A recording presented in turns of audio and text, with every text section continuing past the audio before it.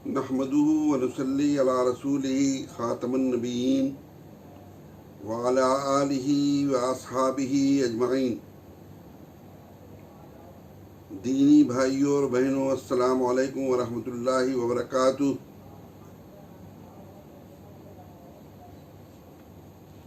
الحمدللہ ہند و پاک میں انشاءاللہ کل عید ہو رہی ہے، اور عام طور سے جب دو مسلمان ملتے ہیں تو وہ عید مبارک کہتے ہیں۔ حالانکہ صحابہ کرام جب ملتے تھے آپس میں عید کے موقع پر تو وہ کہتے تھے کہ اے اللہ ہمارے اور آپ کے روزے قبول فرمائے، اللہم تقبل اللہ منا و منکم، اللہم تقبل اللہ منا و منکم، اے اللہ ہماری طرف سے اور آپ کی طرف سے، اب یہ پس منظر میں ہے، روزے قبول فرمائے۔ اس سے جو ہے ایک بات کا یہ بھی پتہ چلتا ہے کہ اصل عید مبارک ان لوگوں کے لیے ہے کہ جنہوں نے رمضان کا حق ادا کیا ہو، روزے رکھے ہوں۔ یہ ان لوگوں کے لیے نہیں ہے جنہوں نے رمضان کے روزے بھی کھائے ہوں اور دیگر چیزیں بھی کھائی ہوں دن میں، اور وہ ٹھاٹھ سے عید منا رہے ہوں اور عید کی مبارکباد دے رہے ہوں، وصول کر رہے ہوں۔ تو ہمارے اور آپ کا طریق یہ بھی ہونا چاہیے کہ عید کی مبارکباد دینے یا دینے سے پہلے یا دینے کے بعد ہم اپنی زبان میں یہ کہیں کہ اے اللہ ہمارے اور آپ کے روزے قبول فرمائے، اور پھر آپ انہیں بتا بھی دیں کہ ہم نے ایسا کیوں کیا ہے۔ یہ جیسا کہ اس سے پہلے بھی ہو چکا ہے کہ اتوار کا سیشن سوالات و جوابات کا تھا، تو اس موقع پر ہم صرف جو ہیں وہ ایک سوال ہی لے رہے ہیں، اس کا جواب دے رہے ہیں، اس معذرت کے ساتھ کہ یہ سوال پہلے آنا چاہیے تھا یا ہمیں اس کے بارے میں پہلے بتانا چاہیے تھا۔ بیچ میں میری طبیعت اچھی خاصی خراب رہی، چیزیں ہوتی رہیں، ہم اللہ تعالیٰ سے توبہ اور استغفار کرتے ہیں اور آپ لوگوں سے معافی چاہتے ہیں کہ ایک انتہائی اہم معاملے کے سلسلے میں بالکل آخر وقت میں اس کو ہم بتا پا رہے ہیں۔ وہ کیا ہے؟ وہ ہے نوشاد احمد چوہان نئی دہلی سے پوچھتے ہیں کہ صدقۃ الفطر کیا ہے اور اس کے احکامات کیا ہیں۔ دیکھیے، یہ بھی جو ہے زکوٰۃ کی ایک قسم ہے، اس لیے کہ اس کو زکوٰۃ الفطر بھی کہا جاتا ہے، اور احادیث جو آئی ہیں، بہت زیادہ احادیث آئی ہیں، ان سب میں اللہ تعالیٰ کے رسول صلی اللہ علیہ وسلم نے لفظ فرض کا استعمال کیا ہے۔ تو جیسے کہ اللہ کے رسول صلی اللہ علیہ وسلم نے فرمایا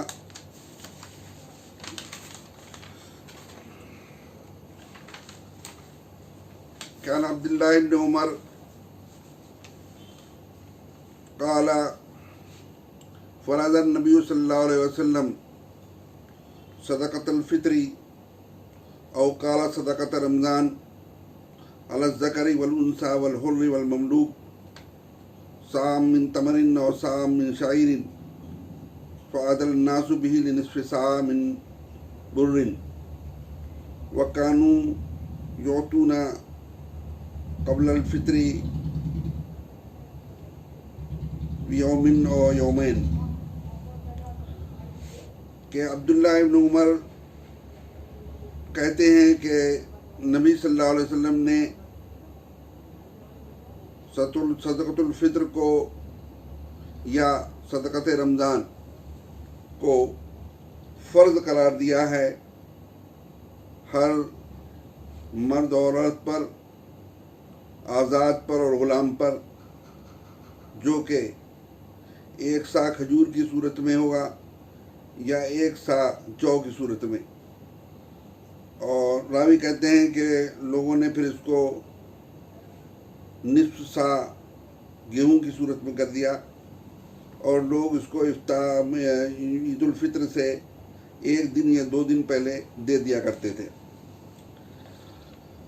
یہ حدیث جو ہے جو میں نے ابھی آپ کے سامنے بیان کی ہے، یہ صحیح البخاری حدیث نمبر 1503، 1504، 1507، 1511، 1512، صحیح مسلم 983، سنن نبی داؤد 1611، 1612، جامع الترمذی 675 میں آئی ہے۔ اس کے علاوہ جو ہے اور حدیثیں ہیں جس میں کہ عبداللہ ابن عباس سے ایک حدیث ہے کہ عن عبداللہ ابن عباس قال فرض رسول اللہ صلی اللہ علیہ وسلم للصائم فرض رسول اللہ صلی اللہ علیہ وسلم زکاة الفطر طہرۃ للصائم من اللغو والرفث وطعمۃ للمساکین من اداها قبل الصلاة فهي زکاة مقبولہ ومن اداها بعد الصلاة فهي صدقۃ من الصدقات۔ صحیح البخاری 1609، سنن ابن ماجہ 1827۔ کیا کہتے ہیں عبداللہ ابن عباس؟ عبداللہ ابن عباس کہتے ہیں کہ رسول اللہ صلی اللہ علیہ وسلم نے زکاة الفطر، جسے ہم عام طور سے صدقۃ الفطر کہتے ہیں، زکاة الفطر انہوں نے کہا زکاة الفطر فرض کی ہے تاکہ روزہ دار کے لیے یہ ایک پاکی کی چیز ہو۔ جو کچھ چیزیں روزے میں لہو لعب سے متعلق ہو گئی ہیں یا کچھ جو ہیں وہ بیہودہ باتیں کچھ ہوئی ہیں اگر، تو وہ ان سے جو ہے اس کو پاک کرے، اور جو غریب لوگ ہیں ان کے لیے خوراک کا سامان ہو۔ تو جس نے اس کو عید الفطر کی نماز سے پہلے ادا کر دیا تو وہ زکوٰۃ ہے، یہ وہ زکوٰۃ ہے جو قابل قبول ہے اور ضروری ہے، اور جس کو اس نے نماز کے بعد ادا کیا تو اس کا شمار عام صدقات میں ہوگا۔ یہ اس طرح سے ایک اور حدیث ہے جو سنن نسائی 352 کی ہے کہ فرض رسول اللہ صلی اللہ علیہ وسلم زکاة رمضان علی کل صغیر و کبیر حر و عبد ذکر و انثی صام من تمر و صام من شعیر، کہ رسول اللہ صلی اللہ علیہ وسلم نے رمضان کی جو زکوٰۃ ہے یعنی صدقۃ الفطر وہ چھوٹے بڑے آزاد غلام مرد و عورت سب پر فرض کی ہے، جو 1 سا کھجور یا 1 سا جو کی صورت میں ہونی چاہیے۔ تو جو ہے وہ یہ جو ہے صورتحال ہے، یہ چیزیں جو ہیں وہ کہ یہ صدقۃ الفطر جو ہے زکاة الفطر ہے، اور یہ تمام مسلمانوں کے لیے جو ہے ضروری ہے۔ اب ظاہر ہے کہ اس میں جو شخص دے سکتا ہوگا اس کے لیے جو ہے لازمی ضروری ہے، جو شخص دے نہیں سکتا ہے تو ظاہر ہے کہ وہ اس کا تعلق تو جو ہے ان لوگوں میں سے ہو گیا کہ جس کے ہاتھ میں کچھ نہیں ہے، فقراء مساکین میں سے ہے۔ البتہ اس میں یہ ہے کہ آدمی کے زیر کفالت جو لوگ ہیں تو آدمی پر اپنے علاوہ ان کی بھی ذمہ داری ہے، زیر کفالت جو لوگ۔ اس میں اس طرح کے ساتھ کہ اگر بیوی جو ہے وہ صاحب نصاب ہے، یا بیوی جو ہے وہ معاش میں شوہر کی اجازت سے معاش وغیرہ کر رہی ہے، کاروبار وغیرہ کر رہی ہے، ملازمت وغیرہ کر رہی ہے، تو پھر وہ خود ادا کرے گی، اس کا جو ہے شوہر کی ذمہ داری نہیں ہے۔ اسی طرح سے جو ہے وہ اولاد جو بڑی ہے، بالغ ہے، باشعور ہے، ظاہر ہے وہ روزہ رکھ رہی ہے تو اس کے اوپر لازم ہے، اس کو دینا چاہیے، لیکن اگر وہ نہیں دے سک رہی ہے تو جو ہے وہ اس کے والد پر ذمہ داری عائد ہوتی ہے۔ اسی طرح سے جو ہے غلام ہے،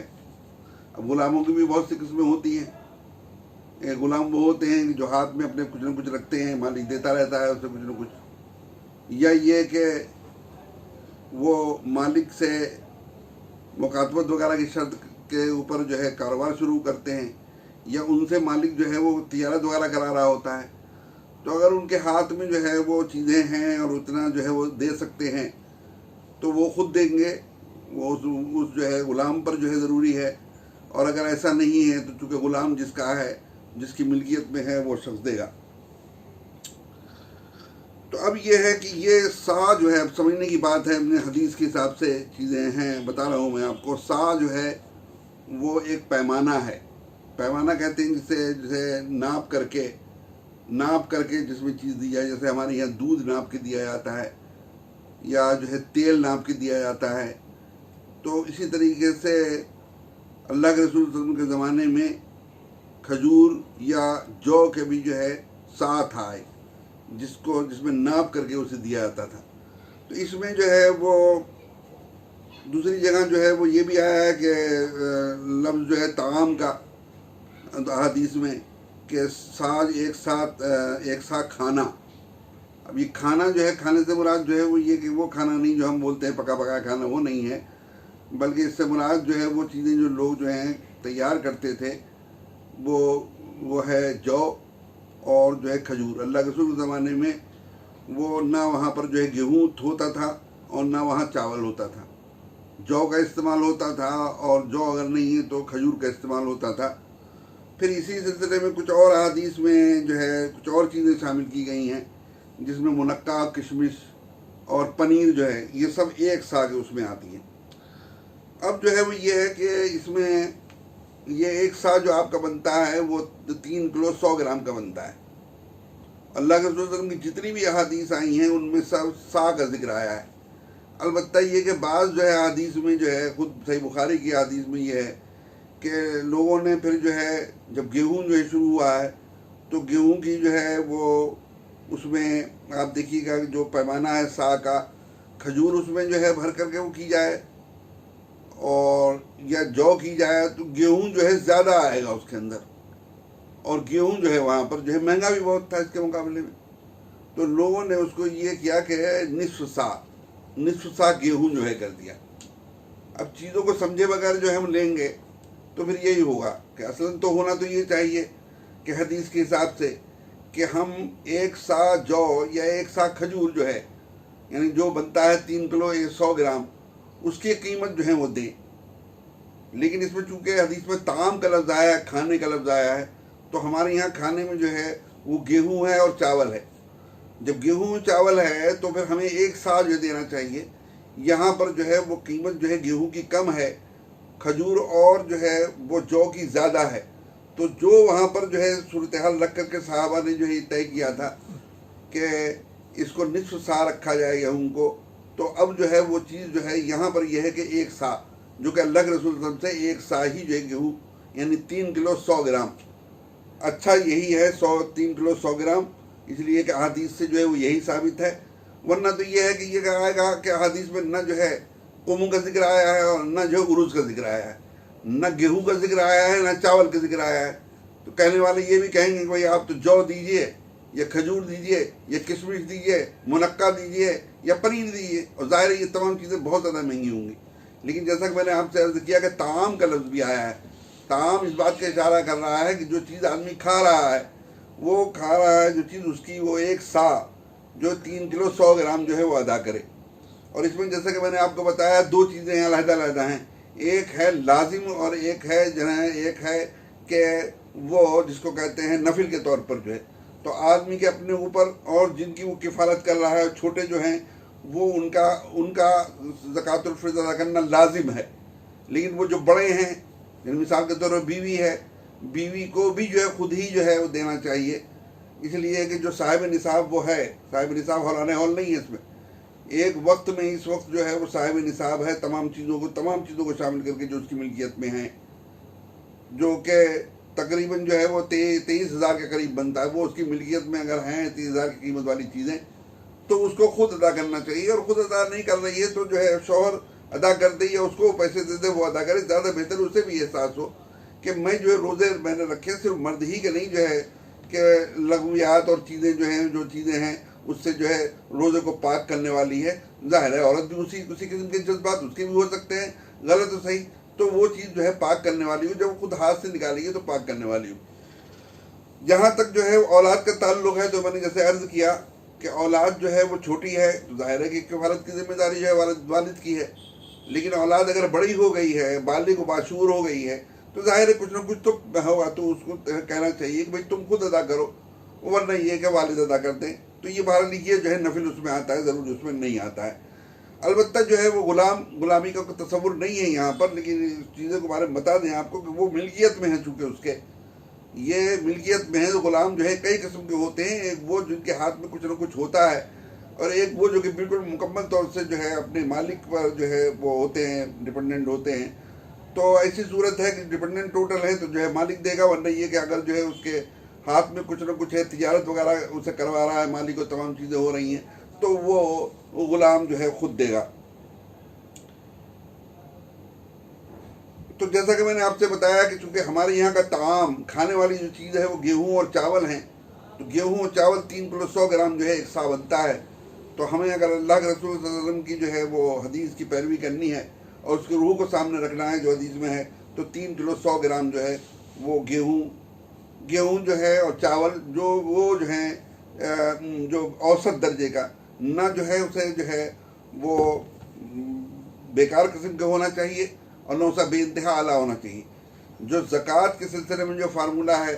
کہ نہ ردی چیز جو ہے وہ دینی چاہیے اور نہ بہت اعلیٰ قسم لینی چاہیے وصول کرنے والے کو، وہی چیز جو ہے وہ اس میں مجھے رکھی جائے گی کہ اوسط درجے کی جو اس کی قیمت جو ہے وہ آدمی ادا کر دے.